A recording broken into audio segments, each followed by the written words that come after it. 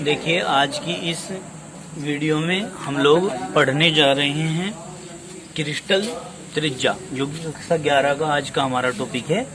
Crystal त्रिज्या। Crystal त्रिज्या किसे कहते हैं? रफ कॉपी आप लोग तैयार रखें, देखो ध्यान से। क्रिस्टल त्रिज्या को हम क्रिस्टल रेडियस बोलते हैं। क्या बोलते हैं? Crystal radius. हम क्या कहेंगे?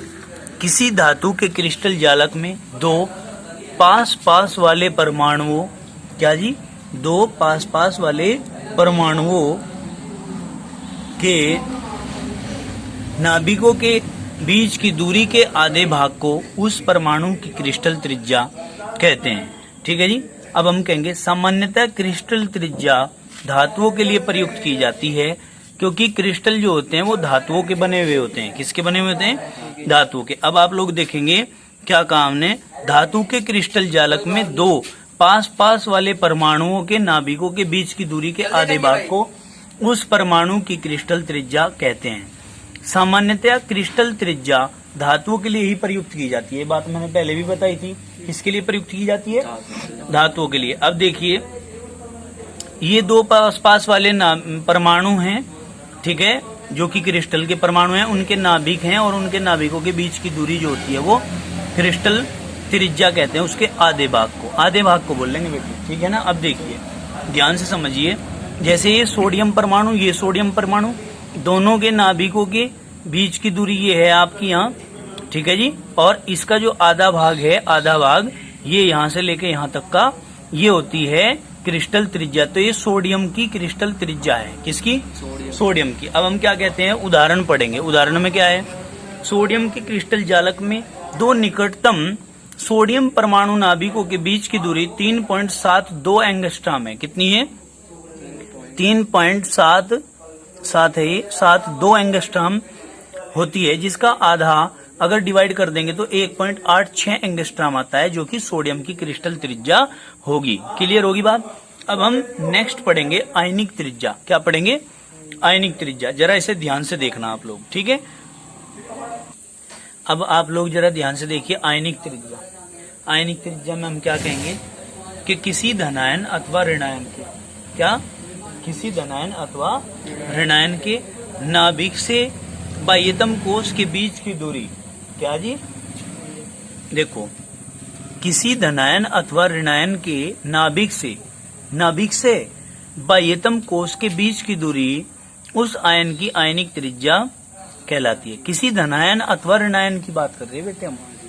जब आयनिक त्रिज्या हो तो कोई ना कोई आयन लेना पड़ेगा। आयन के नाभिक से बाह्यतम कोश के बीच की दूरी को ही हम आयनिक त्रिज्या कहते हैं।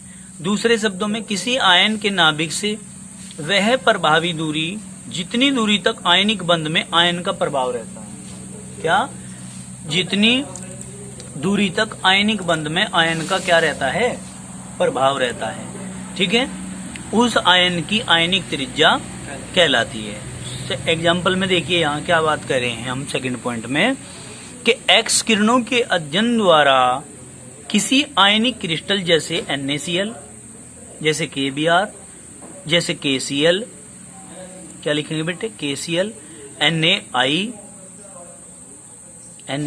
है बेटे, NaI आदि में उपस्थित आयनों की आयनिक त्रिज्या ज्ञात की जा सकती है। आदि में उपस्थित आयनों की आयनिक त्रिज्या ज्ञात की जा सकती है। हम क्या कहेंगे, माना Na प्लस तथा Cl माइनस, देखो ये गलती कर रखी है यहाँ, Na प्लस तथा Cl माइनस आयनों के नाभिकों के बीच की दूरी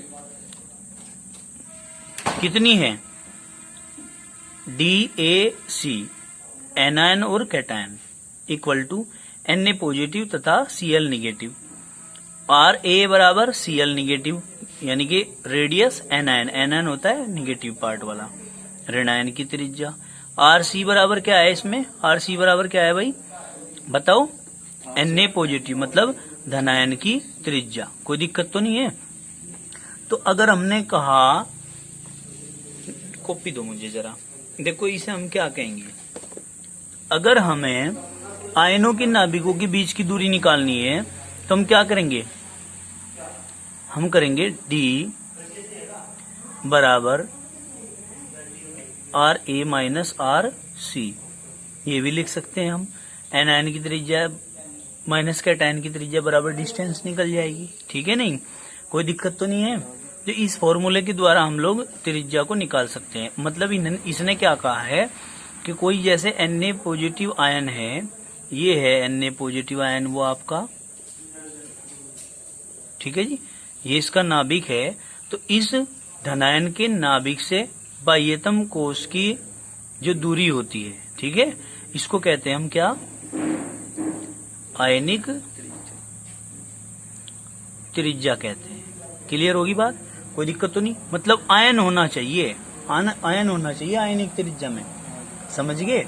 या फिर नाभिक से वहां तक की दूरी जहां तक आयन का प्रभाव रहता है या आयन के नाभिक का प्रभाव रहता है, वो वहां तक की दूरी को क्या कहते हैं, आयनिक त्रिज्या कहते हैं। बताओ जरा इतनी बात समझ में आई क्या, कोई दिक्कत तो नहीं है।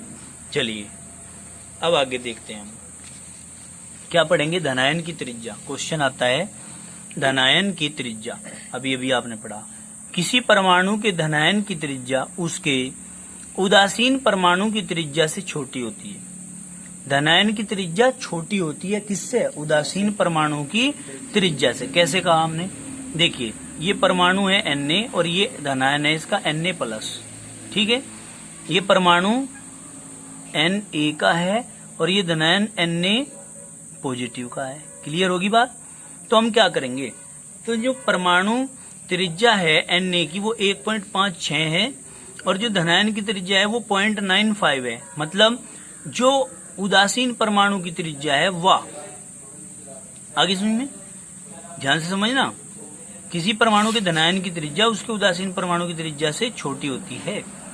भाई उदासीन परमाणु तो ये है और धनायन ये है, तो धनायन की त्रिज्या छोटी नहीं है किससे, उदासीन परमाणु की त्रिज्या से। इलेक्ट्रॉनिक विन्यास 2, 8, 1, इसका 2 और 8, समझ में आ गई बात। तो हम क्या कर सकते हैं, इस प्रकार से कह सकते हैं कि धनायन की जो त्रिज्या होती है वो उदासीन परमाणु की त्रिज्या से छोटी होती है। याद रहेंगे इस बात को, कोई दिक्कत तो नहीं है।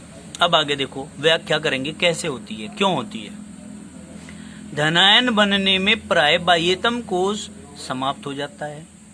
भाई ये था, एक इलेक्ट्रॉन था, ये एक इलेक्ट्रॉन तो समाप्त हो गया, जब भी तो प्लस चार्ज आया इसमें, तो मतलब बाह्यतम कोश समाप्त हो जाता है।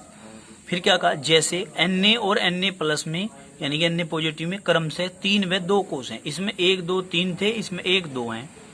तो Na खाली 2, 8, 1 इजिकल टू 1 इलेक्ट्रॉन निकल गया यहाँ से, तो क्या रह गया, 2 और 8 रह गए, प्लस चार्ज आ गया इस पे। ठीक है, तो क्या कहते हैं, इलेक्ट्रॉन निकल जाने से प्रभावी नाभिक के आवेश बढ़ जाता है। भाई प्रभावी नाभिक के आवेश का मान तीसरे कोष पे कम था, दूसरे कोष पे ज्यादा है। तो इसने क्या कहा, इलेक्ट्रॉन निकल जाने से प्रभावी नाभिक के आवेश का मान बढ़ जाता है। अब तो इस पर 8 पे लगेगा तो प्रभावी नाभिक के आवेश का मान ज्यादा हो गया, जिससे धनायन के इलेक्ट्रॉन नाभिक की ओर अधिक बल से आकर्षित होते हैं। नाभिक की ओर क्या होंगे, अधिक बल से आकर्षित होंगे और धनायन की त्रिज्या छोटी हो जाएगी। धनायन की त्रिज्या क्या हो जाएगी भाई, छोटी हो जाएगी। बताओ इतनी बात समझ में आई क्या। फिर कहेंगे चलो ठीक है, आराम से निकलिए। देखो इसने कहा इलेक्ट्रॉन निकल जाने से प्रभावी नाभिक के आवेश का मान बढ़ जाएगा। यहाँ पे बढ़ जाएगा 8 इलेक्ट्रॉनों पे, क्योंकि 2 ही कोष रह गए हैं, यहाँ 3 कोष थे, तो प्रभावी नाभिक के आवेश का मान यहाँ कम था, यहाँ ज्यादा हो जाएगा, जिससे धनायन के इलेक्ट्रॉन नाभिक की ओर अधिक बल से आकर्षित होते हैं और धनायन की त्रिज्या छोटी हो जाती है। फिर कहा यदि विभिन्न धनायनों में इलेक्ट्रॉनों की संख्या समान है, क्वेश्चन निकल के आया ये अलग से। क्या कहा, यदि विभिन्न धनायनों में इलेक्ट्रॉनों की संख्या समान है तो जिस धनायन के नाभिक से प्रोटॉनों की संख्या अधिक होगी, क्या भाई, जिस धनायन के नाभिक में प्रोटॉनों की संख्या अधिक होगी उसकी आयनिक त्रिज्या उतनी ही छोटी होगी। अब देखो ध्यान से बात सुनो, विभिन्न धनायनों में इलेक्ट्रॉनों की संख्या तो है समान, तो फिर जिस धनायन के नाभिक में प्रोटॉनों की संख्या क्या होगी भाई।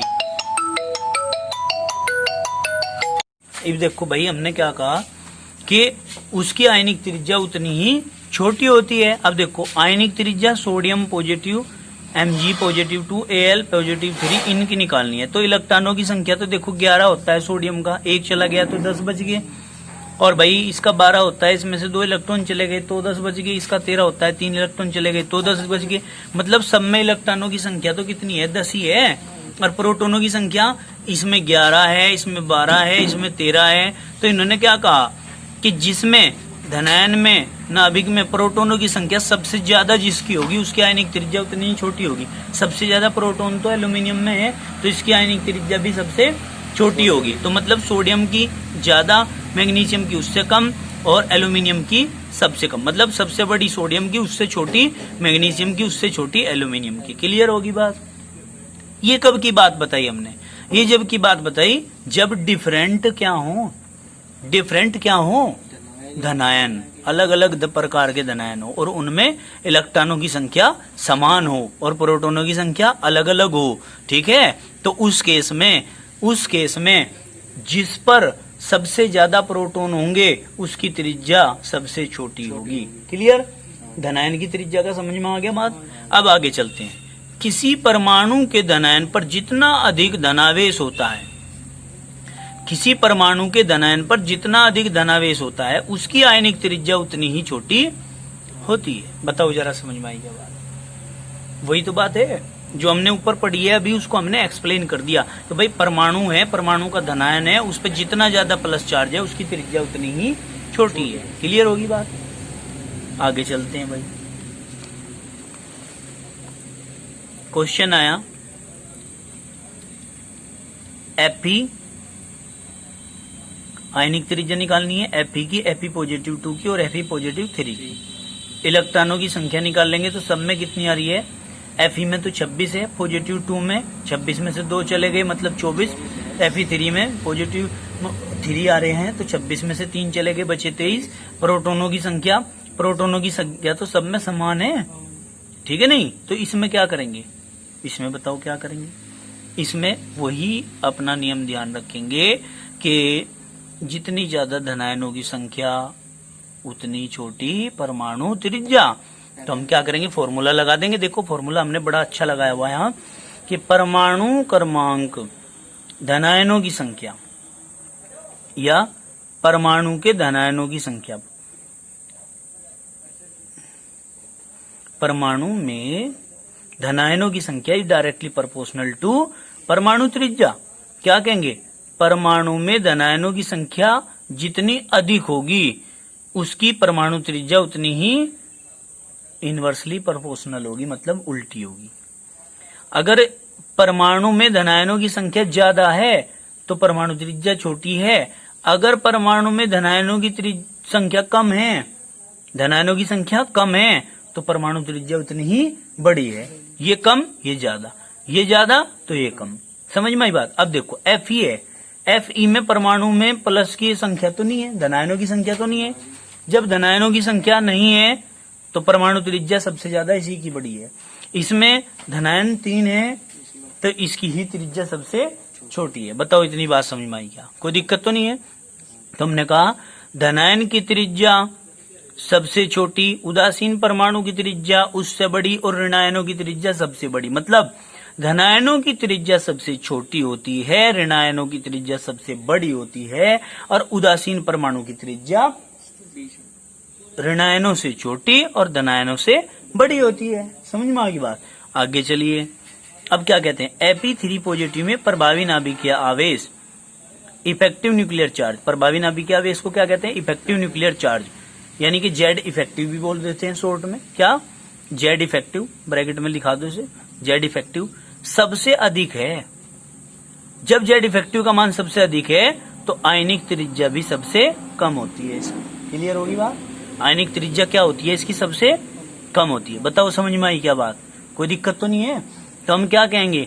Fe3 पॉजिटिव में प्रभावी नाभिकीय आवेश का मान सबसे ज्यादा है, इसीलिए इसकी आयनिक त्रिज्या का मान सबसे छोटा है। क्लियर होगी बात। कोई दिक्कत तो नहीं है भाई। अब आगे देखो ऋणायन की त्रिज्या। ऋणायन की त्रिज्या में क्या कहेंगे? पढ़ा दूं इसे भी? देखो सुनो भाई, ऋणायन की त्रिज्या तो आपने अभी भी पढ़ा के सबसे बड़ी होती है। तो हम क्या कहेंगे? किसी ऋणायन की त्रिज्या उसके परमाणु की त्रिज्या से सदैव बड़ी होती है। उसके उदासीन लिखो यहाँ,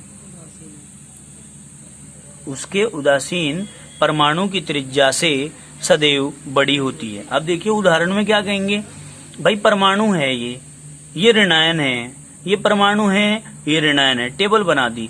ये फ्लोरीन परमाणु है, ये फ्लोरीन का ऋणायन है, तो आप क्या कहोगे कि त्रिज्या दोनों में से किसकी बड़ी होगी? त्रिज्या निगेटिव वाले की ज्यादा बड़ी होगी। ठीक है, आगे समझ में, एफ निगेटिव की त्रिज्या बड़ी होगी एफ से, यानी कि radius of F negative is greater than comparison to neutral fluorine atom.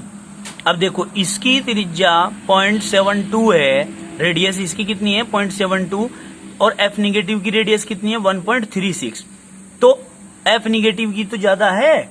अब इसी प्रकार हम क्या कहते हैं, ऑक्सीजन की जो रेडियस है वो ओ निगेटिव की रेडियस से छोटी है, यानी कि ओ निगेटिव की रेडियस किससे ज्यादा होगी? इस ऑक्सीजन से ज्यादा होगी। अब आपने कहा ऑक्सीजन की है 0.74, तो इसकी आपने कहा है 1.40 है, तो मतलब ज्यादा किसकी है? इसकी ज्यादा है ना। क्यों ज्यादा है? क्योंकि इसके ऊपर माइनस के 2 चार्ज है। क्लियर होगी बात, कोई दिक्कत तो नहीं है। अब आप लोग देखिए कारण क्या है। कारण में हम क्या पढ़ेंगे? परमाणु द्वारा इलेक्ट्रॉन ग्रहण कर लेने पर प्रभावी नाभिकीय आवेश कम हो जाता है। भाई इलेक्ट्रॉन ग्रहण कर लिया, माइनस चार्ज आ गया, ऊपर माइनस चार्ज आ गया, और नाभिक पे कैसा चार्ज है? प्लस। तो माइनस ने प्लस वाले को क्या कर दिया? प्रभावित कर दिया, मतलब कम कर दिया, जिससे ऋणायन के इलेक्ट्रॉन नाभिक की ओर कम शक्ति से आकर्षित होते हैं। ऋणायन के जो इलेक्ट्रॉन है वो नाभिक की ओर क्या होंगे? कम शक्ति से आकर्षित होंगे। प्रतिकर्षण ज्यादा होगा, आकर्षण कम होगा। आकर्षित कम होंगे तो ऋणायन की त्रिज्या बड़ी हो जाएगी। समझ में आई बात, कोई दिक्कत तो नहीं है। जब में आकर्षित हो ही नहीं रहे तो इलेक्ट्रॉन तो बाहर को भाग रहे, तो त्रिज्या क्या हो जाएगी? बड़ी हो जाएगी। अब देखो, यदि विभिन्न ऋणायनों में इलेक्ट्रॉनों की संख्या समान है, ऋणायन अलग अलग हैं, उनमें इलेक्ट्रॉनों की संख्या समान है, तो जिस ऋणायन के नाभिक में प्रोटॉनों की संख्या अधिक होगी उस ऋणायन की त्रिज्या छोटी होगी। क्लियर होगी बात? क्या कहा, दोबारा से समझो। यदि विभिन्न ऋणायनों में इलेक्ट्रॉनों की संख्या समान है, तो जिस ऋणायन के नाभिक में प्रोटॉनों की संख्या अधिक होगी उस ऋणायन की त्रिज्या छोटी होगी। नाभिक में प्रोटॉनों की संख्या अधिक, ऋणायन की त्रिज्या छोटी, तो फॉर्मूला बन जाएगा, क्या बन जाएगा भाई? बन जाएगा ऋणायन में प्रोटॉनों की संख्या इज इनवर्सली प्रोपोर्शनल टू क्या? त्रिज्या। ठीक है भाई, यही तो बनेगा। ऋणायन में प्रोटॉनों की संख्या is inversely proportional to radius. मतलब कहने का ये कि जिस ऋणायन में प्रोटॉनों की संख्या ज्यादा हो जाएगी, प्रोटॉनों की संख्या ज्यादा हो जाएगी, तो ऑटोमेटिकली रेडियस कम हो जाएगी। क्लियर होगी बात? अब देखिए, समझियो बात। आयनिक त्रिज्या, इलेक्ट्रॉनों की संख्या और प्रोटॉनों की संख्या, तीनों पार्ट अलग अलग हैं। भाई आयनिक त्रिज्या N-3, O-2 और F- की याद करनी है, तो इलेक्ट्रॉनों की संख्या, नाइट्रोजन का परमाणु क्रमांक होता है 7, माइनस चार्ज आ रहे हैं 3, तो 7 में प्लस करेंगे 3, यदि माइनस है तो प्लस कर दो, यदि यहाँ माइनस चार्ज है तो प्लस करके देख लो कितने हो रहे। 7 में 3 प्लस कर दो बराबर 10। यहाँ पे ऑक्सीजन है 8 होता है इसका, प्लस कर दो 2 बराबर 10। यहाँ पर 9 है ऑक्सीजन का, प्लस कर दो 1 बराबर 10। तो मतलब इलेक्ट्रॉनों की संख्या सब में क्या आ गई बेटे? समान। प्रोटॉनों की संख्या इसकी 7, इसकी 8 और इसकी 9। तो आपने कहा कि ऋणायन है ये, इस ऋणायन में प्रोटॉनों की संख्या इसकी 7 है, यानी कि कम है। इन तीनों में इसकी त्रिज्या क्या है? इसकी परमाणु क्रमांक कितना है? इसका 7 है। प्रोटॉनों की संख्या 7 है ना इसमें, तो प्रोटॉनों की संख्या तो कम आ रही, इसकी कम आ रही, तो त्रिज्या ज्यादा होगी इसकी। आई समझ में? और इसमें देखो यहाँ पर F निगेटिव में क्या है? F निगेटिव में प्रोटॉनों की संख्या जो है वो 9 आ रही है, इसकी 8 है, इसकी 7 है, तो 7, 8, 9 में ज्यादा किसकी है? इसकी। तो ज्यादा इसकी प्रोटॉनों की संख्या है, तो इसके मतलब त्रिज्या इसकी क्या होगी? छोटी होगी। भाई त्रिज्या छोटी हो जाएगी, प्रोटॉनों की संख्या ज्यादा और रेडियस हो जाएगी कम। क्लियर होगी बात? अब देखो आगे, ये तो जब की कंडीशन थी जब तीनों ऋणायन अलग अलग हों, ये जितने भी हों अलग अलग हों। अगर समान हो तो देखो, किसी परमाणु के ऋणायन पर जितना अधिक ऋण आवेश होता है, किसी परमाणु के ऋणायन पर जितना अधिक ऋणावेश होता है उसकी आयनिक त्रिज्या उतनी ही बड़ी होती है। देखिए ये वाली बात यहाँ भी लागू हो रही है। नाइट्रोजन के ऊपर ज्यादा ऋणावेश है तो इसका मतलब इसकी त्रिज्या भी क्या है, उतनी ही बड़ी होगी। जितना ऋणावेश होगा ज्यादा उतनी ही ज्यादा उसकी त्रिज्या होगी। ऑक्सीजन ओ निगेटिव तथा ओ निगेटिव में ओ निगेटिव 2 इस पर सबसे ज्यादा ऋणावेश है तो इसका मतलब इसकी त्रिज्या भी क्या होगी, सबसे बड़ी होगी। तो हमने कहा प्रभावी नाभिकीय आवेश सबसे कम है अतः इसकी त्रिज्या सबसे अधिक होगी। देखो आयनिक त्रिज्या किस किस की निकालनी, ओ निगेटिव 2 की, ऑक्सीजन निगेटिव की और ऑक्सीजन की। इलेक्ट्रॉनों की संख्या सब में क्या है भाई, इसमें 10 है, इसमें 9 है, इसमें कितने हैं 8 है, इसका 8, इसने 1 माइनस कर लिया मतलब 9 हो गए, एक और जोड़ दिया 8 में, इसने 2 माइनस कर लिया मतलब 8 में 2 जोड़ेंगे 10। प्रोटोनों की संख्या इसकी 8 है सबकी। तो हम क्या कह रहे हैं, हम ये कह रहे हैं कि जितने ज्यादा ऋणायन होंगे उतनी बड़ी उसकी त्रिज्या होगी। ऋणायन सबसे ज्यादा ऑक्सीजन निगेटिव पे है, निगेटिव 2 माइनस आ रहे हैं इस पे, तो भाई बेटे इसकी त्रिज्या भी तो सबसे ज्यादा ही होगी। तो हमने इसे सबसे बड़ा दिखा दिया, इसको थोड़ा छोटा दिखा दिया और इसको सबसे ही छोटा दिखा दिया। क्यों दिखा दिया इसको, क्योंकि एक नियम और भी होता है, ऋणायनों की त्रिज्या सदैव उदासीन परमाणु की त्रिज्या से बड़ी होती है। तो ऋणायन की त्रिज्या बड़ी फिर छोटी इस तरह दिखा देंगे। तो हम कहेंगे ऋणायनों की संख्या डायरेक्टली प्रोपोर्शनल टू परमाणु त्रिज्या। जितने ज्यादा ऋणायन होंगे उतनी ही ज्यादा उसकी परमाणु त्रिज्या होगी। जितने परमाणुओं की संख्या, जितने ऋणायनों की संख्या कम होगी परमाणु पर, क्या जितने ऋणायनों की संख्या कम होगी, -4 जितने कम होंगे परमाणु त्रिज्या भी उतनी ही कम होगी। क्लियर होगी। आज के लिए इतना ही काफी, बाकी करेंगे कल। ठीक है जी, धन्यवाद।